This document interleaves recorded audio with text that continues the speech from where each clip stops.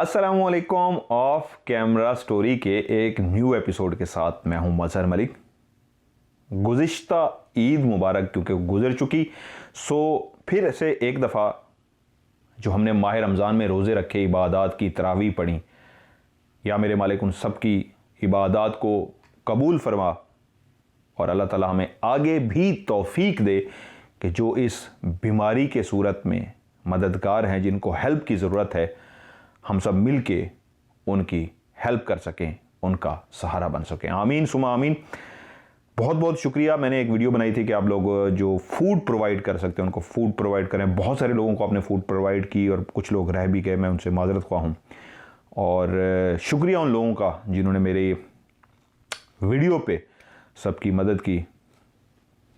Thank you so much and love you so much. कुछ लोग कहते हैं मदर भाई वो ज़रूर कहा करें love you so much. So love you so much. और ये जो ईद गुजरी है मैं अपनी फैमिली के साथ इस दफ़ा नहीं गुजार सका, क्योंकि फैमिली से मुराद, क्योंकि वाइफ तो मेरे साथ ही है अमेरिका में, लेकिन जो आप घर जाते हैं अपने आबाई घर, वहाँ पे आप ईद गुजारते हैं, तो वो इस दफ़ा मैंने मिस की। मेरे दोनों कज़न, मेरे कैमरामैन अनस मलिक, अरसलान हाशिर और बाकी सारी फैमिली, उनके साथ मैंने ईद नहीं गुजारी, उनको बहुत ज़्यादा मिस किया, क्योंकि ईद के मौके पे हम बहुत ज़्यादा फ़न करते हैं। तो इस दफ़ा ये भी मैं अपनी फैमिली के साथ हूँ। फैमिली के साथ मैंने घर में बैठ के ईद गुजारी और सेवइयाँ खाई, उस तरह जिस तरह पाकिस्तान में खाते हैं। लेकिन जी आज की कहानी जो आज मैं आपको सुनाने जा रहा हूँ, उससे एक छोटी सी बात पहले जो मैं करना चाहूँगा। बहुत सारे लोग मुझसे एक बात वो पूछते हैं जो मैं बता चुका होता हूँ, उसी एपिसोड के नीचे कमेंट्स में पूछ रहे होते हैं, मदर भाई ये क्या है। अगर आप, हाँ मैं उसको अंडरस्टैंड कर सकता हूँ, कुछ लोगों का ना नेट जो होता है वो एमबीज उनने ख़रीदे होते हैं, वाईफाई नहीं होता, तो वो स्किप कर करके शायद देखते हैं, तो इसलिए वो बात जो मैंने बताई होती है वो उसको गुजार देते हैं और फिर नीचे सवाल पूछ रहे होते हैं।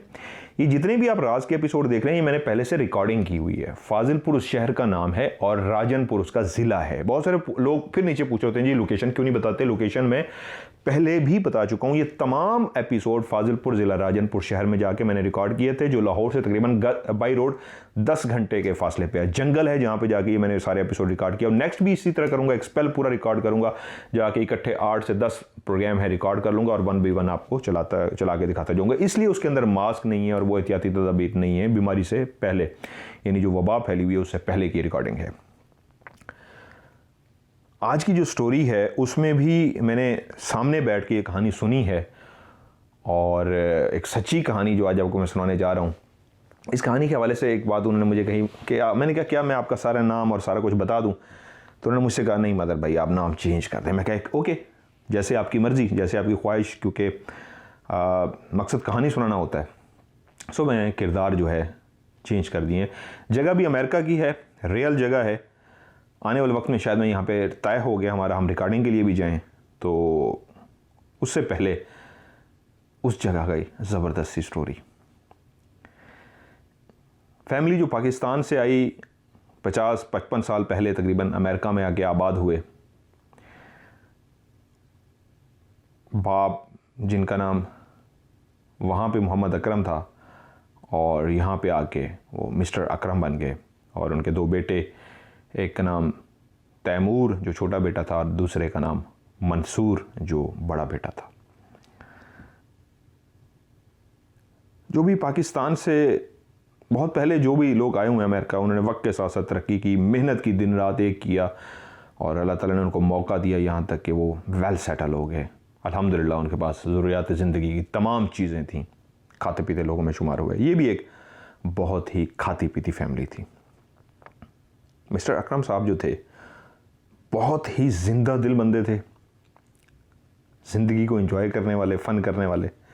जिस महफिल में भी बैठते उस महफिल को अपना गर्विदा बना देते, दीवाना बना देते, लोग उनके दीवाने हो जाते।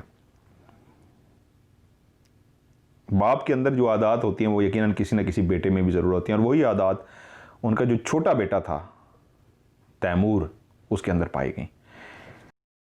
आज भी जब मैं तैमूर के साथ बैठा हूँ और उनसे मैंने जब स्टोरी सुनी है, तो स्टोरी सुनाते सुनाते, अपनी सच्ची कहानी सुनाते सुनाते मजाक की तरफ चले जाते और हंसा हंसा के पेट में दर्द हो गया। बहुत ही नाइस, मज़ा आया उनके साथ कंपनी करके। तो जिससे मुझे अंदाज़ा हुआ कि मैं उनके वाले साहब अल्लाह उनको जन्नत नसीब फरमाए, जो अब इस दुनिया में नहीं है, वो कितना मजाक करने वाले होंगे, कितना गर्विदा, कितना दीवाना बनाने वाले होंगे जिनका बेटा ऐसा है। जब वो सेटल हुए यहाँ अमेरिका के अंदर, मैं खुद देख के आया हूँ, दुनिया के बड़े रेगिस्तानों में से एक बड़ा रेगिस्तान है जो एक सिरे से शुरू होता है और ख़त्म होने का नाम नहीं लेता। मैं लॉस वेगस जा रहा था, बाई रोड हम जा रहे थे, तो वो मुझे जब मैंने भी देखा तो मैंने कहा वाकई दुनिया के बड़े रेगिस्तानों में से एक बड़ा डेजर्ट है। वहीं पे एक स्मॉल टाउन है, इसका नाम है महावी। महावी डेजर्ट के अंदर महावी टाउन भी है। ये कहानी है महावी टाउन की, महावी सिटी की। ये कहानी है कोई 32 साल पुरानी। होटल तो उस दौर में थे, लेकिन मोटल का रिवाज तब भी था, आज भी है। अब बहुत सारे लोग थोड़ा सा कंफ्यूजन होंगे, होटल बहुत सारे लोगों को पता होगा, सो आई एम रियली सॉरी अगर कुछ लोग ये समझते हैं जी मैं इसको एक्सप्लेन करने क्यों बैठ जाता हूँ। इसमें हर तरह की कैटेगरी होती है जो कहानी सुन रही होती है, तो थोड़ी सी चीज़ें मैं उनके लिए एक्सप्लेन करता हूँ। होटल और होटल में ये फ़र्क होता है, होटल के अंदर आप फूड, खाना पीना सब कुछ मंगवा सकते हैं, कमरे होते हैं, एक स्टैंडर्ड होता है। जो मोटल होता है उसके अंदर सिर्फ कमरे होते हैं, लाइक जिस तरह गेस्ट हाउस, वहाँ पे आप खाना नहीं खा सकते। और उसकी जो कीमत होती है मोटल की, वो गेस्ट होटल से ज़रा कम होती है, चीप होती है, सस्ता पड़ता है। रहने के लिए वहाँ पे सिर्फ कमरे होते हैं, और होटल एक प्रॉपर होटल होता है, वहाँ पे आप रिहाइश भी रख सकते हैं, नाश्ता खाना सब कुछ मंगवा सकते हैं। यहाँ पे कुछ भी नहीं होता, सिर्फ कमरे हैं, सस्ते होते हैं, आप लेके वहाँ पे रहते हैं। उन्होंने एक मोटल ख़रीदा। ये जो मोटल था ये तकरीबन कोई 35 से 40 रूम पे मुश्तमिल था। 35 कमरे वो थे जिसमें से एक मैनेजर का रूम था और बाकी लोगों के लिए थे, और 5 कमरे इसमें ऐसे थे जो कह रहे हैं कोई लॉन्ड्री बनाया हुआ था, वो ऐसे पीछे थे, वहाँ पे रिहाइश नहीं थी, वो उन्होंने वैसे ही ज़रूरियात की जो चीज़ें थी उसके लिए रखे हुए थे।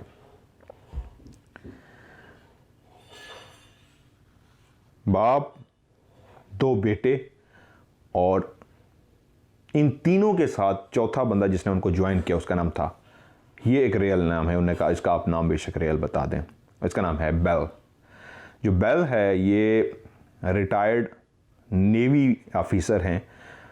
यूएसए की जो नेवी है उसके अंदर काफ़ी अर्सा काम करने के बाद ये वक्त से पहले थोड़ा सा रिटायर हो गए, और फैमिली के साथ कुछ इस तरह की अनबन हुई कि वो सब कुछ छोड़ छाड़ के यहाँ इनके पास आ गए, और जितना अरसा रहे वो फिर इनके साथ ही रहे और पीछे फैमिली की तरफ नहीं गए। बेल जो थे, क्योंकि वो एक रिटायर्ड नेवी ऑफिसर थे, फ़ौज के साथ उनका ताल्लुक था, तो असूलों के बहुत पक्के थे, हर काम परफेक्ट करते थे। 5 बजे तक वो जॉब करते थे। 5 बजे तक वो कहते हैं ज़िंदगी में हमने कभी उनको फ्री बैठे नहीं देखा, कुछ ना कुछ करते रहते थे, वेले नहीं बैठते थे। जैसे 5 बजते थे, घड़ी देखी, सोई पे सोई चढ़ी, खुदा हाफिज़, फिर आप उनको नहीं रोक सकते। फिर उनकी अपनी लाइफ, वो सूटेड बूटेड टाई शाई लगा के फिर वो फन करते थे, बाहर निकल जाते थे। जो बड़ा बेटा था मंसूर, वो सुबह सुबह आ जाता, 10 बजे तक रहता, 10 बजे बेल आ जाता, 10 से लेके 5 तक बेल देखता, और 5 से लेके रात तक छोटा बेटा तैमूर आ जाता, वो देखभाल करता। और जो वालिद साहब थे मिस्टर अकरम, वो आते रहते, कभी भी जब भी उनका दिल करता वो आ जाते, लेकिन फ़ोन पे वो राब्ते में रहते और मुस्तकिल रिपोर्ट लेते रहते कि क्या हुआ, क्या चल रहा है, कौन आ रहा है, कौन जा रहा है। मेहनत की, बेल की स्ट्रगल, सबकी मेहनत, और ये हुआ कि वो मोटल इतना अच्छा चल गया कि धड़ाधड़ कमरे उनके बुक होने लगे। वहाँ पे ज़्यादातर जो लोग वो आके रहते थे, जो एक रात के लिए नहीं रहते थे, एक वीक के लिए रूम बुक कराते थे। वीक का एडवांस, 2 वीक्स का एडवांस पे कर देते थे।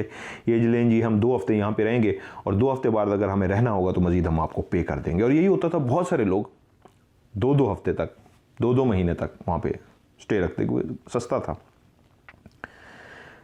हर कोई अपनी अपनी ड्यूटी दे रहा था, वक्त बड़ा ज़बरदस्त गुजर रहा था। तैमूर बाप की तबीयत का था, ज़रा शरारती भी था। वो रात को जब आता था अकेला होता था, फ़न भी करता था, लोगों के साथ गपशप भी करता था और शुगल मेला भी लगाता था। साथ साथ उसकी स्टडी भी चल रही थी, वो पढ़ भी रहा था, छोटा था। तो एक रात वो वहीं पे रात को बैठा हुआ था, जिन्नात इस तरह की ना नज़र आने वाली मखलूक पे बाप और बड़ा बेटा मंसूर तो यकीन करते थे, तैमूर उनमें से ऐसा था जो इनकारी था। वो हंसता था। कोई भी कभी हॉरर बात या इस तरह की बात सुनाता था तो उसको हंस के टाल देता था कि ये आप कैसी बातें कर रहे हैं, ऐसा कुछ भी नहीं होता। क्योंकि इस मॉडल की ये पहली कहानी नहीं है। उन्होंने कहा बहुत सारी स्टोरीज़ हैं, मैंने वहाँ पे जाके रिकॉर्डिंग भी करनी है। उन्होंने कहा और भी आपको बहुत सारी स्टोरीज़ हैं जो मैं इंशाल्लाह आपको आगे सुनाऊंगा इसकी। तो तैमूर हंसता बहुत था जिन्नात पे। एक रात को वो बैठा हुआ था, सर्दियों की रात थी।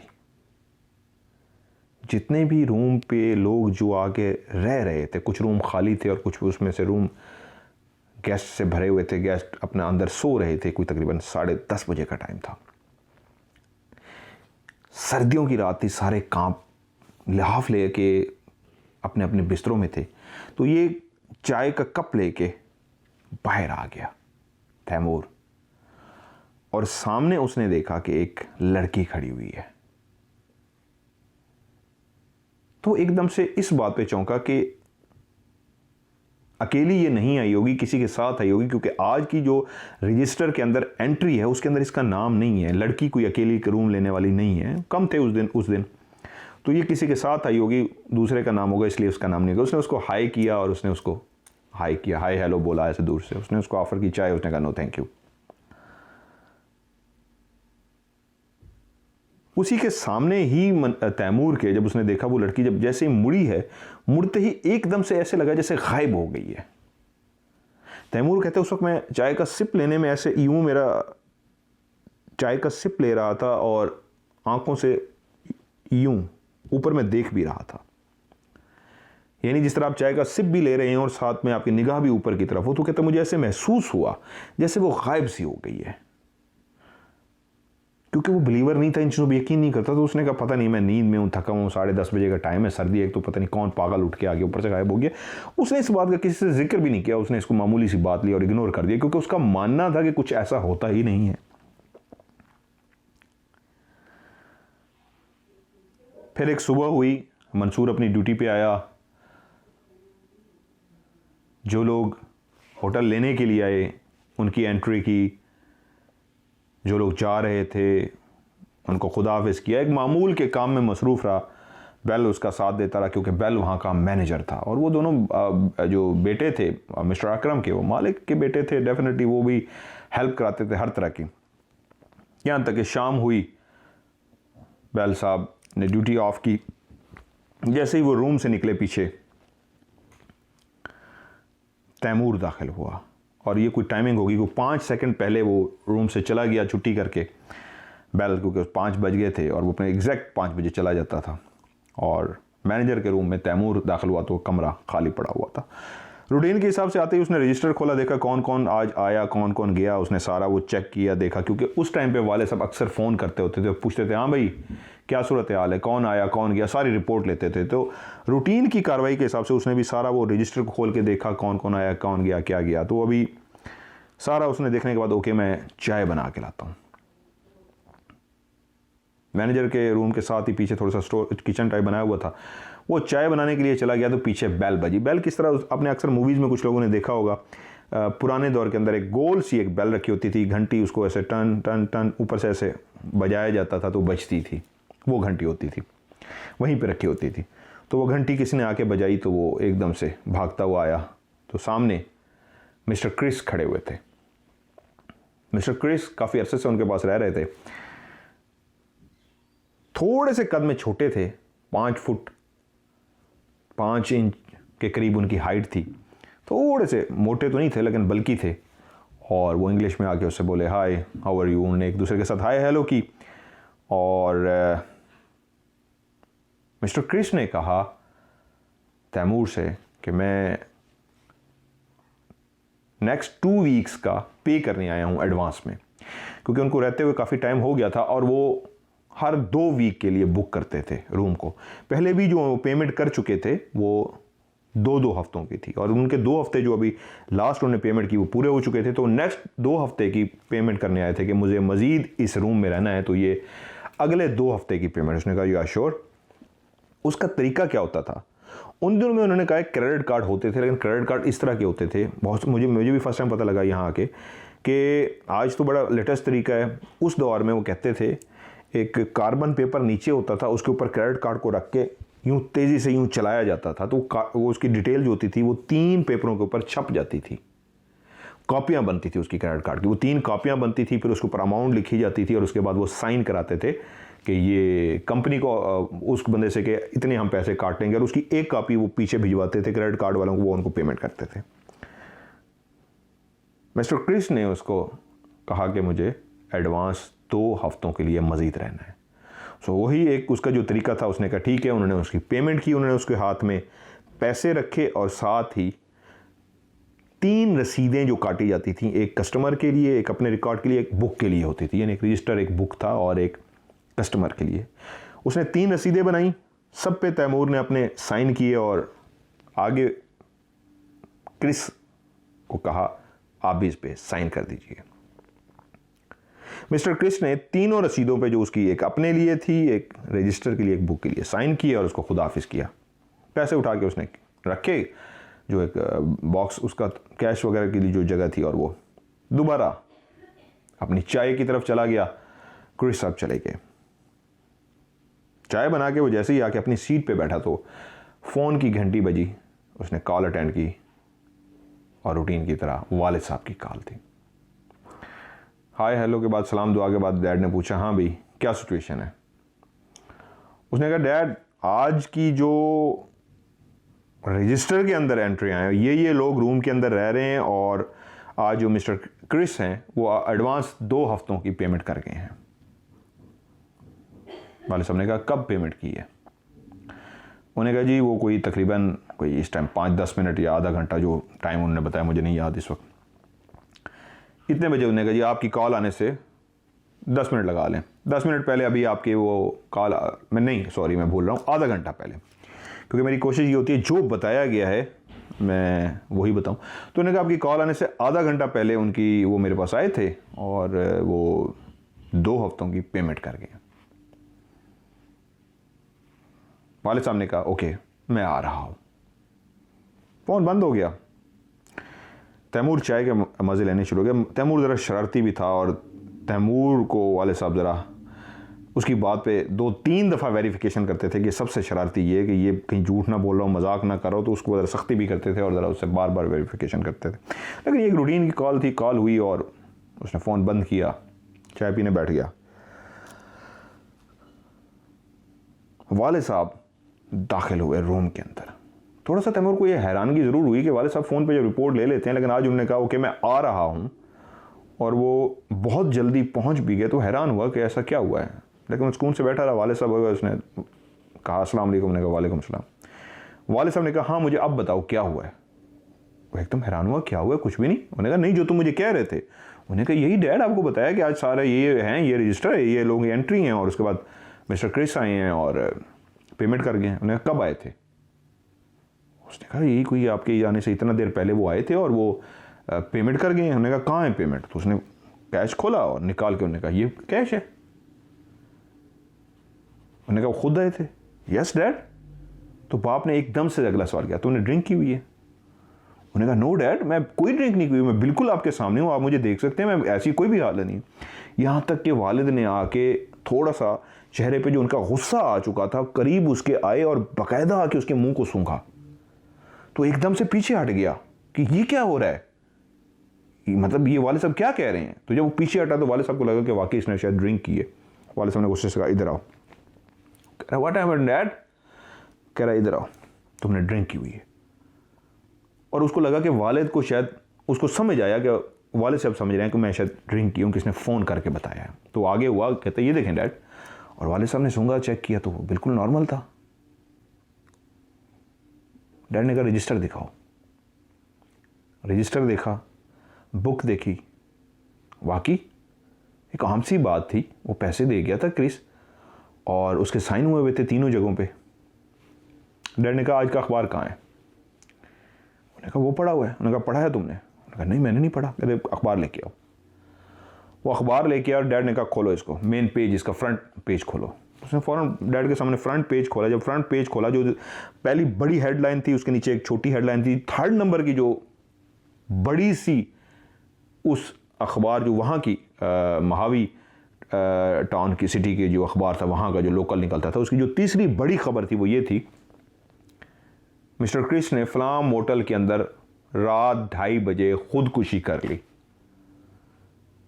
तो वो उसने जब खबर पड़ी तो एकदम से उसको अंदर झटका लगा और उसने डैड की तरफ देखा और अखबार की तरफ देखा। मैंने कहा डैड ये क्या है? मैंने कहा यही मैं तुमसे पूछ रहा हूं, वो कैसे पेमेंट करके जा सकता है? आपको पता है इस होटल के अंदर रात उसने खुदकुशी की थी, पुलिस आई थी और इतनी बड़ी बात हुई है और अखबार के अंदर ये खबर छपी और तुम मुझे बता रहे हो कि वो पेमेंट करके गया है। उसने कहा यस डैड, वो वाकई पेमेंट करके गया है। और आपको पता है मैं इन चीज़ों को नहीं मानता, लेकिन वो खुद आया मिस्टर क्रिस, उसने मुझसे हाल चाल पूछा और उसने मुझे कहा कैसे हो? मैंने कहा जी ठीक हूँ। तो उसने मुझे कहा कि नेक्स्ट मैं 2 वीक्स की बुकिंग कराने के लिए आया हूँ, ये उसके लिए कैश है, उसने मुझे पैसे दिए। डैड वो खुद था। तो उसने कहा ये अखबार नहीं, सब ने आंखों से देखा, वो रात 2:30 बजे खुदकुशी कर चुका है। तो आज इतना घंटे गुजरने के बाद तुम मुझे बता रहे हो कि यहां पे वो कैश देने आया था। और उसके बाद बाकी लोगों को भी इकट्ठा कर दिया गया, मिस्टर बेल जो थे उनको भी बुला लिया गया, बड़ा बेटा भी आ गया और ये सबको स्टोरी सुनाई गई और उसके बाद कैश भी दिखा दिया गया। यहाँ तक कि वो जो साइन हुए थे वो वाकई मिस्टर क्रिस के ही थे, वो खुद साइन करके जिस तरह करते थे उन साइंस को भी देखा गया कि बाप के दिल में यहाँ तक भी आया कि इस बेटे ने कहीं शरारत में खुद से साइन तो नहीं कर दी, क्योंकि ये जिन्नात और इस तरह की भूत प्रीत को नहीं मानता, तो कहीं हमें अखबार पढ़ चुका और हमारा वो शरारती जो था तो कोई शरारत तो नहीं कर रहा। तो वो साइन बिल्कुल मिस्टर क्रिस के थे और इतने मुश्किल थे कोई और कर नहीं सकता था, वो उनके बिल्कुल कॉपी साइन थे, जिससे कंफर्म किया सबने कि ये तो मिस्टर क्रिस ने ही साइन किया, उनके अपने साइन है। तो मंसूर ने बताया हुआ ये कि रात को मैं राउंड लगाने पे, जब राउंड लगाते होते थे उन दिनों में विंडो एसी होते थे, आजकल तो पूरा घर जिस तरह ये भी सेंट्रल एसी होता है, एक हिस्से के अंदर बड़ा विंडो एसी लगाए जाते थे। तो वो एक राउंड जो रात को लगता था, तो वो बेटा जो मंसूर था बड़ा, वो राउंड लगा रहा था, तो उसने देखा कि एक रूम के अंदर एसी चल रहा है लेकिन उसकी जो खिड़कियां थी 2 वो खुली हुई थी। तो ये एक ऐसा मौका होता है कि वो फिर नॉक करके बाकायदा कहते हैं अंदर कि या तो आप खिड़कियां बंद कर लें, कूलिंग सारी बाहर जा रही है, या अगर आपको नहीं चाहिए, आप नहीं है, तो फिर एसी को बंद कर दें। और उसने यही किया, दरवाजे को नॉक किया कि मैं मिस्टर क्रिस को कह सकूँ, मिस्टर क्रिस का कमरा था, कि या तो आप एसी बंद करें या खिड़कियां बंद कर लें। एक दफ़ा नॉक किया, कोई रिस्पांस नहीं आया, दूसरी दफ़ा उसने नॉक किया, कोई रिस्पांस नहीं आया, फिर उसने आवाज़ दी मिस्टर क्रिस, मिस्टर क्रिस, और इतनी ज़ोर से दरवाज़ा बजाया कि अगर वो गहरी नींद में भी थे तो उनको जाग जाना चाहिए था, लेकिन वो नहीं जागे क्योंकि कमरे की लाइट ऑन थी और दोनों खिड़कियाँ खुली हुई थी। तो इसने मजबूरन उसको एक वो हरकत करनी पड़ी जो अमूमन नहीं होती, कि मजबूरन खिड़की से झांक के देखना पड़ा कि वो क्यों नहीं उठ पा रहे या मेरी बात का जवाब नहीं दे रहे। तो उन्होंने जब खिड़की से झांक के देखा तो पंखे के साथ उनकी लाश लटकी हुई थी। मास्टर की मंगवाई गई, मास्टर की वो लेके आया और मास्टर की के साथ जब उसने रूम खोला, इतनी देर में वो पुलिस को कॉल कर चुका था और पुलिस भी आ गई। जब रूम खोला गया और देखा गया तो वो ये था कि जो बेड की चादर थी वो चादर उतार कर पंखे के साथ उसने बांधी मिस्टर क्रिस ने, और उसके बाद वो स्टूल जिसके ऊपर वो खड़ा हुआ और उसके बाद उसने स्टूल को धक्का मारा और लटक गया उस चादर के साथ जो पंखे के साथ बंधी हुई थी, यहाँ तक कि उसका सांस निकल गया और वो इस दुनिया से रुखसत हो गया, मर गया। पुलिस ने उस डेड बॉडी को नीचे उतारा, वो एक रूटीन की जो कार्रवाई थी वो सारी की और वो उसको लेके चले गए, यहाँ तक कि सुबह न्यूज़पेपर में भी वो खबर छप गई कि रात फलां होटल के अंदर मिस्टर क्रिस ने खुदकुशी कर ली। अब सब परेशान ये बैठे हुए थे कि ये वाक़या तो सबको पता लग गया कि क्रिस ने खुदकुशी कर ली, लेकिन तैमूर के साथ आज ये वाक़या आया था कि मिस्टर क्रिस वाकई 2 हफ्ते की एडवांस पेमेंट करके गया था और कैश भी मौजूद था। यहाँ तक कि उन्होंने बैठ के दोबारा से कैलकुलेशन की वो सारे कैश की, क्योंकि कैश के अंदर मिक्स कर दिया था उसने, अलग से तो नहीं रखा था। ये जिन जिन लोगों की पेमेंट्स थी वो सारी देखी गई, गिनी गई, तो वो जो इजाफी कैश बचता था वो वही पैसे बनते थे जो मिस्टर क्रिस ने आके तैमूर को दिए थे कि मेरी 2 वीक्स की एडवांस पेमेंट, और साइन भी मौजूद थे मिस्टर क्रिस के पैसों के साथ जो वो दे के गया था। तैमूर कुछ खौफजदा ज़रूर हुआ, जो इन चीज़ों को मानता नहीं था वो डरा ज़रूर, लेकिन हैरान था ये हुआ क्या है, क्या मैंने ख्वाब देखा है या क्या हुआ है। यहाँ तक कि आहिस्ता आहिस्ता सारे चले गए और तैमूर ही रह गया वहाँ पे, और वो रात सुकून के साथ गुजर गई। लेकिन तैमूर के माइंड के अंदर ये बात ज़रूर थी, मैंने जिसको देखा, क्योंकि मैंने देखा तो वो कौन था, मेरा वहम था या सच में कोई था। और उसी के नेक्स्ट नाइट में जब वो अपनी ड्यूटी पे आया तैमूर, उसने चाय शाय बनाई और वो बैठा रहा, सोचता रहा। और रात को जब वो राउंड लगाने के लिए निकला, क्योंकि वो 10, 11, 12 बजे तक होता था और उसके बाद मंसूर आ जाता था, उसका बड़ा भाई। रात के कोई 10 बजे के करीब जब राउंड लगाने के लिए तैमूर बाहर निकला तो उसको महसूस हुआ कि सामने वो जो रूम की लाइन बनी हुई है, 5 रूम एक साइड पे थे, उस साइड पे कोई हैट पहन के खड़ा हुआ है। तो एक हाय हेलो एक दूसरे से होती है जब कोई बाहर खड़ा होता है। यहाँ पे अभी भी मैं जिस तरह बाहर गुजरता हूँ तो जितने भी अनजान लोग हैं, दूर मेल या फीमेल जो भी, कहते हैं hi hello how are you, एक दूसरे का हाल हवाल पूछते हैं। तो वो कमर करके खड़ा था, वो हैट पहन के खड़ा था। तो तैमूर ने गुजरते हुए उनको कहा हाय हेलो, तो एकदम से वो टर्न हुआ शख्स और उसने कहा हेलो, और तैमूर जहाँ था वहीं पे साकित हो गया, क्योंकि उसके सामने मिस्टर क्रिस खड़ा था, जो एक दिन पहले उसको पेमेंट करके गया था और कुछ घंटे पहले वो फांसी ले चुका था। तो फिर एक दफ़ा जब उसने देखा मिस्टर क्रिस खड़ा और घूम के उसने कहा हेलो, तो वो वहाँ पे जो बिलीवर नहीं था, जो जिन्नात और उन चीज़ों को मानता नहीं था, वो कांपना शुरू हो गया। तो अब वो डर रहा है और वो कह रहा है मैं इसको कैसे कहूँ कि आप तो मर चुके हो भाई, आप कैसे खड़े हो सामने। तो उसने उसको इंग्लिश में कहा हाउ आर यू मैन। तो कह रहा है तैमूर ने कांपते हुए, मैं ठीक हूँ, आप कैसे हैं, आप ठीक हैं। तो उसने ऐसा कहका लगाया ऊंचा सा, यस आई एम ओके। और कहता है अगला फिक्रा जो उसने बोला, क्रिस ने वो जो सामने खड़े होके बोला, मुझे ये बोला see you later man, bye bye, और वहाँ से चला गया। वो कहता है जो फिक्रा है इत अंदाज में बोला गया जैसे मुझे कह रहा हो कि तुमसे दोबारा मुलाकात होती है जल्द ही। तो उसको ऐसे लगा जैसे कह रहा है मैं तुम्हें भी अपने साथ लेके जाऊंगा, और वो कांपना शुरू हो गया। और वो कहता है मैं दौड़ता हुआ वापस आया और ऑफिस के अंदर बैठ के मैंने दरवाजे बंद कर दिए, कांपना शुरू हो गया। मैंने डैड को, भाइयों को, सबको कॉल की कि ये मसला हो गया है। वो सारे पहुंच गए थे, क्या हुआ, कहते हैं फलां जगह पे मैंने आज देखा है, और बाई गॉड कसमें वो कह रहा है मैं उठा के कहूँ वहाँ पे खड़ा हुआ था आज, क्योंकि मुझे याद था। कल मैं खुद सोच रहा था पता नहीं मेरा ख्वाब है वहम है यार, वो तो साइन भी मौजूद है, आप लोगों ने देख लिया, और कैश भी मौजूद है। ये तो नहीं हो सकता मैं अपनी जेब से कैश निकाल के रख लूँ। आज वो सामने खड़ा था, मुझे कह गया कि दोबारा तुमसे मुलाकात होगी जल्दी। तो वो भी काफ़ी डर गए। और यकीनन सी बात है जब ऐसे मौके पे इस तरह का वाक़या हो जाता है तो एज ए मुस्लिम वो फिर वालदैन माँ बाप जो भी होता है पढ़ने के लिए उसको बताया कि ये पढ़ो और तुम सारा ये पढ़ो, उसके ऊपर फूंका, माँ ने सब ने फूंका, और उसको पढ़ने के लिए भी बताया गया सारा कुछ। काफ़ी अरसा तैमूर खौफज़दा रहा, लेकिन तैमूर का कहना है कि वो लाइन जो उसने मुझे बोली थी सी यू लेटर मैन, वो आज भी मुझे याद है। और मैं आज जब भी इस वाक़े को याद करता हूँ तो उसका वो आके मुझे पैसे देना, और पैसे के बाद दोबारा से आके मेरे सामने खड़े होना, मेरे हाल वाल पूछने के बाद कहना कि या मैं एक ख़ास मुस्कुराहट के साथ कहना यस आई एम ओके, कि मैं बिल्कुल ठीक हूँ। क्योंकि कहता है मैं उससे ये कह रहा, मैंने कहा तैमूर भाई आपने ये पूछा क्यों नहीं, यार तुम तो मर चुके हो, तुम कहाँ खड़े हो। कहता है मेरे अंदर चल रहा था ये, मैं लेकिन खौफज़दा था कि उससे पूछ सकूँ कि मैन तुम तो मर चुके हो, फिर ये क्या है। तो कहता है उसने वो जो कहका लगाया मेरी इस बात पे कि तुम ठीक हो, तो उसने कहका लगाया यस आई एम ओके, और उसके बाद कहका लगाया, तो वो शायद यही मुझे कहना चाह रहा था कि तुम जो पूछना चाह रहे हो मुझे समझ आ रही है। और उसके बाद उसका कहना फिर मिलेंगे। तो कहता है वो आज भी मुझे याद है।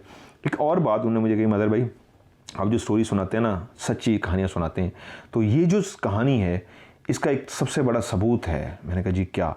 उन्होंने कहा मेरा भाई जो इस वक्त मंसूर है बड़ा, वो इस वक्त हॉस्पिटलाइज है, हॉस्पिटल में एडमिट है, वो उसके लिए दुआ कीजिए, लोगों से भी कहिए उनके लिए दुआ करें, आप लोगों से भी रिक्वेस्ट है उनके लिए दुआ करें। तो वो अकेले हैं इस टाइम। तो मेरी उनसे फ़ोन पे बात हुई, उन्होंने मुझे इनवाइट भी किया और मैंने जाना भी उनकी तरफ मिलने के लिए, मंसूर साहब से जो इनके बड़े भाई हैं तैमूर भाई के। उन्होंने कहा आप मेरे पास आएँ और मेरे लिए दुआ भी करें। मेरा जो स्टोर है जो मुझे ही पता है। मेरी ख्वाहिश ये है कि जब मेरे पास आप आएँ तो स्टोर के अंदर उस दिन के फिर तकरीबन कोई 30-40 न्यूज़पेपर मैंने ख़रीद लिए थे जिस दिन ये हेडलाइन छपी थी। तो वो कहते हैं मेरे पास वो सारे न्यूज़पेपर मौजूद हैं। मेरी ख्वाहिश होगी कि जो आपको इन्होंने कहानी सुनाई है तैमूर ने, जो मैं भी विटनेस हूँ, वो सारे न्यूज़पेपर मेरे पास आज उस टाउन के, स्मॉल टाउन के मौजूद है जिसमें ये खबर छपी थी। तो मैं चाहूँगा आप वो भी लोगों को दिखाएं कि ये देखें, ये एक सच्चा वाक़या है। इसकी खबर अखबार तक में छपी थी कि क्रिस ने जो है, मिस्टर क्रिस ने, ये जेनवन नाम है मिस्टर क्रिस का, मैंने, और बिल जो उनका एक मैनेजर था और मिस्टर क्रिस, ये दोनों जेनवन नाम है। जो स्टोरी के असल किरदार ही हैं। फांसी ली थी मिस्टर क्रिस ने, कह रहा है वो अखबार के अंदर मिस्टर क्रिस के नाम से हमारी उस मॉडल की तस्वीर भी छपी है और उनकी फांसी लेती हुई वो लाश भी लटकी हुई है और वो अखबार में लगा हुआ भी है। वो मैंने आज भी संभाल के रखे हैं। आप मेरे पास आएँ तो मैं आपको वो ज़रूर दूंगा और आप अपने नाजरीन को वो ज़रूर दिखाइएगा। तो मैं इंशाल्लाह जाऊँगा अभी जल्दी, तो वो मैं अखबार के पीसेज लेके वो मैं आपके साथ भी शेयर करूँगा। कोशिश मेरी यही होती है कि जितनी भी मैं आपको कहानियाँ सुनाऊँ वो रियल स्टोरीज हों, सच्ची कहानियाँ हों। मूवीज़ भी तो हम देखते हैं, प्रोग्राम भी देखते हैं, तो स्टोरी सुनना होता है, एक आंखों से देखना होता है, हेडफोन लगा के और या मोबाइल पे चला के आंखें बंद करके जब आप स्टोरी को सुनते हैं तो आप वहीं पहुंच जाते हैं। आपको वो नक्शा सामने आ रहा होता है और ऐसा लग रहा होता है जैसे ये सब कुछ आपके सामने है। सो अपने आप को इस मसरूफ़ तरीन ज़िंदगी में जितना भी बिज़ी रखेंगे, उसमें अगर चंद घंटे, चंद मिनट निकाल के आप इस तरह की स्टोरी सुनेंगे तो रिलैक्स होंगे अपने आप को। ये आधा घंटा आपकी ज़िंदगी का वो एक बेहतरीन घंटा होगा। थेरेपी होगी आपके दिमाग की। जो आप बीमारियां, परेशानियां, टेंशन होंगी, इसको भुला के कुछ लम्हे, अगर कुछ मिनट्स आप सुकून करेंगे तो आपकी ज़िंदगी और बढ़ जाएगी। आपके अंदर एक और एनर्जी आ जाएगी, आपके अंदर एक और पावर आ जाएगी, आप और उठेंगे, एक समझिए मेडिटेशन करके उठ रहे हैं। वैसे मेरी ख्वाहिश जो थी अभी भी है कि मैं एक और प्रोग्राम, जो आपकी ख्वाहिश अगर आप मुझे कहेंगे, बहुत सारे आपके सवालात हैं, उनके जवाब के लिए मैं एक अलग से प्रोग्राम है इंशाल्लाह।